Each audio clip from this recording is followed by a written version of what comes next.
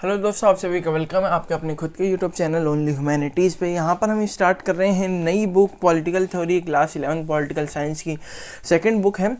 इस बुक का जो फर्स्ट चैप्टर है वो है an introduction to political theory. Political theory and introduction मतलब यहाँ पर पॉलिटिकल थ्योरी के बारे में इंट्रोडक्शन है कि पॉलिटिकल थ्योरी क्या है, पॉलिटिक्स क्या है, हमको इसको क्यों पढ़ना चाहिए, इसमें कैसे कैसे प्रोविजंस हैं, कौन कौन से चैप्टर हम इस बुक में पढ़ेंगे, इन सारी चीज़ों के बारे में हमको यहाँ पर फर्स्ट चैप्टर में बताया गया है। तो चलिए वीडियो को स्टार्ट करते हैं। So let's read. जो पहला टॉपिक है वो है व्हाट इज पॉलिटिक्स, मतलब पॉलिटिक्स क्या है। तो चलिए देखते हैं। We are thus confronted with the conflicting stages of politics. Is politics an undesirable activity that we should stay away from and get off. यहाँ पर बुक में दिया क्या पॉलिटिक्स जो है बहुत ही गंदी एक्टिविटी है जिससे हमको दूर रहना चाहिए और उसके बारे में जानकारी नहीं रखनी चाहिए। Is it a worthwhile activity while we must engage with in order to make a better world? क्या ये एक अच्छी एक्टिविटी है जिसमें हमको इंगेज होना चाहिए ताकि हम वर्ल्ड को एक बेटर पोजीशन में लेकर के जाएं। ये दो जो है यहाँ पर फर्स्ट यहाँ पर आपको पॉइंट्स दिए हैं।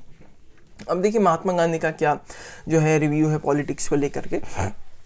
Mahatma Gandhi once observed that politics envelops us like the coils of a snake and there is no other way out but to wrestle with it। Mahatma Gandhi ने क्या बोला है कि पॉलिटिक्स जो है ये स्नेक की कॉइल्स की तरह है। जैसे आपने फिल्मों में भी देखा होगा कि जंगल में भी आपने जो जंगल के चैनल्स आते हैं डिस्कवरी, उसमें देखा होगा कि इंसान को जब स्नेक पूरी तरीके से जकड़ लेता है तो एक कॉइल के रूप में उसको पूरी तरीके से जकड़ लेता है। तो पॉलिटिक्स भी कुछ ऐसा है जो स्नेक की तरह इंसान को कॉइल की तरह पूरी तरीके से जकड़ लेता है। हालांकि इससे निकलने का कोई रास्ता तो नहीं होता है, बट इससे हमको रेसल करना पड़ता है, ना चाहते हुए भी हमको इससे लड़ना पड़ता है। No society exist without some form of political organisation and collective decision making. यहाँ पर बताया गया कि कोई भी सोसाइटी जो एग्जिस्ट नहीं करेगी बिना पॉलिटिकल ऑर्गेनाइजेशन के, और जो ऑर्गेनाइजेशन वो कलेक्टिव डिसीजंस बनाए इसके बिना कोई भी सोसाइटी एग्जिस्ट नहीं कर सकती। वहाँ पर लड़ाई झगड़ा मारपीट और ये सारी चीज़ें, खासकर जो झगड़े हैं डिस्प्यूट्स हैं वो ज़्यादा होते रहेंगे जो भी पावर को जो है एक्वायर कर लेंगे। तो इसलिए एक फॉर्म ऑफ पॉलिटिकल ऑर्गेनाइजेशन होनी ज़रूरी है जो कि कलेक्टिव डिसीजंस को बनाए, जिससे कि और सारे जितने भी पीपल हैं इंडिया के वो सारे उससे बाइंड हों। अब देखिए what government do relevant because it affects the lives of people in many different ways. जो भी गवर्नमेंट करती है वो पीपल के लाइफ को अफेक्ट करता है बहुत सारे डिफरेंट वेज में, डिफरेंट तरीकों से जो है पीपल्स के लाइफ पे वो अफेक्ट होता है जो भी गवर्नमेंट के एक्शंस होते हैं। We see different government determine our economic policy and foreign policy and education policy। हम देखते हैं कि बहुत प्रकार की गवर्नमेंट हमारी बहुत प्रकार के पॉलिसीज़ को डिफाइन करते हैं, डिटरमाइन करते हैं, जैसे हमारी economic policy, foreign policy and education policy. These policies can help to improve the lives of people but an inefficient। और देखिए फर्स्ट ये जो पॉलिसीज़ हैं ये पीपल्स की लाइफ को इम्प्रूव करने में, उनको एक बेटर कंडीशन देने में मदद तो करेगी बट एन इनएफिशिएंट और corrupt government can also endanger people's life. But अगर उसी की जगह पे कोई करप्ट जो गवर्नमेंट है वो आ गई तो पीपल की लाइफ को डेंजर कर सकती है, पीपल के लाइफ को उनसे छीन सकती है। Since actions of the government affects us deeply, to sum up, politics arises from the fact that we have different visions of what is just and desirable। जो भी चीज़ हम पॉलिटिक्स के बारे में सोच लें वही चीज़ उस पॉलिटिक्स में है, हालांकि वो जस्ट होनी चाहिए और डिज़ायरेबल होनी चाहिए। आपकी जो भी विचारधाराएं हैं, जो भी पॉलिटिक्स के बारे में इंटरप्रेट कर सकते हो, वही सारी चीज़ें आपकी क्या है, पॉलिटिक्स हैं। अब देखिए what do we study in political theory. हमें पॉलिटिकल थ्योरी में क्या पढ़ना है। If we look deeper we would also see certain values and principles that have inspired people and guided policies. अगर हम डीपर जाएंगे तो हम देखेंगे कि सर्टेन वैल्यूज़ हैं, प्रिंसिपल हैं जिन्होंने पीपल्स को इंस्पायर्ड किया है और उनको गाइडेड किया है towards the policies. Ideals like democracy, freedom और इक्वालिटी फॉर इंस्टेंस के लिए, एग्जाम्पल के लिए जो आइडियल्स हैं वो है डेमोक्रेसी, फ्रीडम और इक्वालिटी। डिफरेंट कंट्रीज में try to protect such values by enshrining them in their constitution. जो डिफरेंट कंट्रीज होती हैं वो चाहती हैं कि डेमोक्रेसी प्रोटेक्ट हो, फ्रीडम प्रोटेक्ट हो और इक्वालिटी प्रोटेक्ट हो। इन सब प्रोविजंस को, इन सब कंट्रीज़ के जो मेन वैल्यूज़ हैं, प्रिंसिपल्स हैं, इनको प्रोटेक्ट करने के लिए वो कंट्रीज़ क्या करती हैं कि इनको कॉन्स्टिट्यूशन में इंश्राइन कर देती हैं ताकि इनकी देखभाल, प्रोटेक्शन एज अ प्रोटेक्टर कौन साबित हो, कॉन्स्टिट्यूशन साबित हो। अब देखिए हमें आगे क्या दिया हुआ है। These documents did not just emerge overnight. ये जो भी डॉक्यूमेंट्स हैं हमारे पास हैं, जो आज हम उन पे डिस्कशन करते हैं, डिबेट करते हैं, इक्वालिटी हो गया, फ्रीडम हो गया, डेमोक्रेसी, कॉन्स्टिट्यूशन, ये सारी चीज़ें एक रातों रात ही इमर्ज नहीं हुई हैं हमारे कॉन्स्टिट्यूशन में।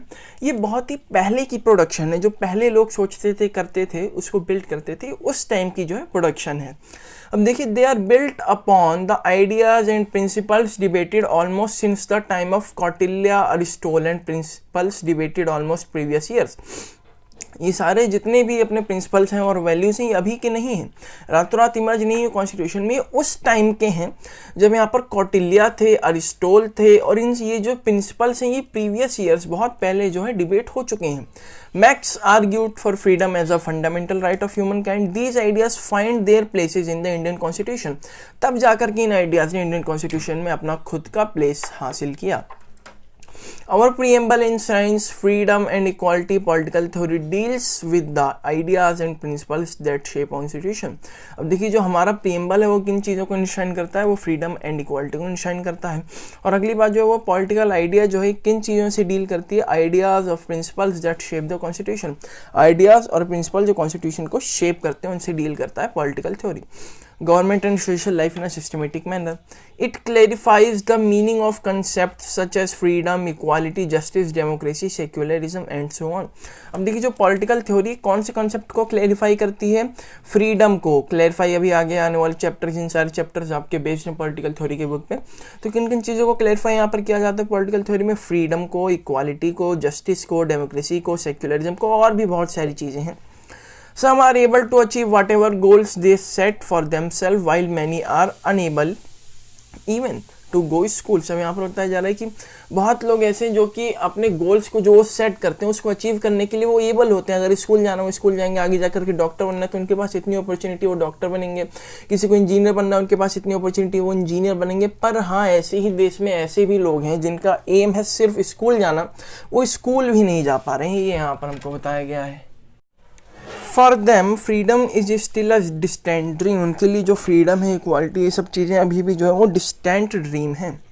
दो freedom is guaranteed in our constitution, we encounter new interpretations all the time. Freedom जो है हमारे कॉन्स्टिट्यूशन में गारंटीड है, हम नए नए इंटरप्रिटेशंस को हमेशा इनकाउंटर करते रहते हैं।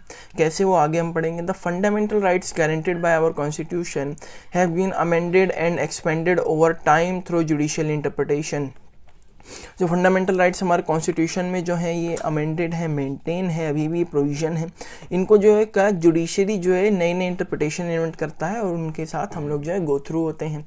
As our world changes, we may discover new dimension of freedom as well as new threats to freedom.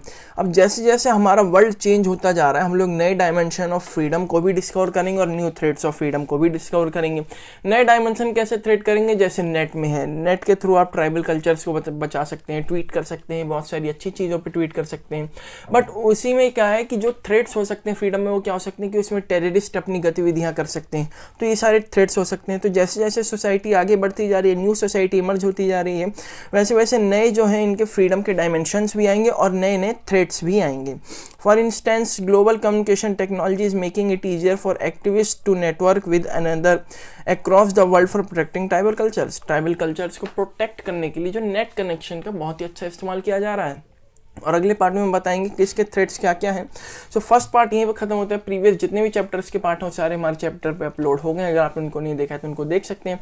इस चैप्टर के भी नेक्स्ट पार्ट जल्दी आने वाले हैं। हमारे वीडियो को करें लाइक, शेयर और चैनल को करें सब्सक्राइब। धन्यवाद।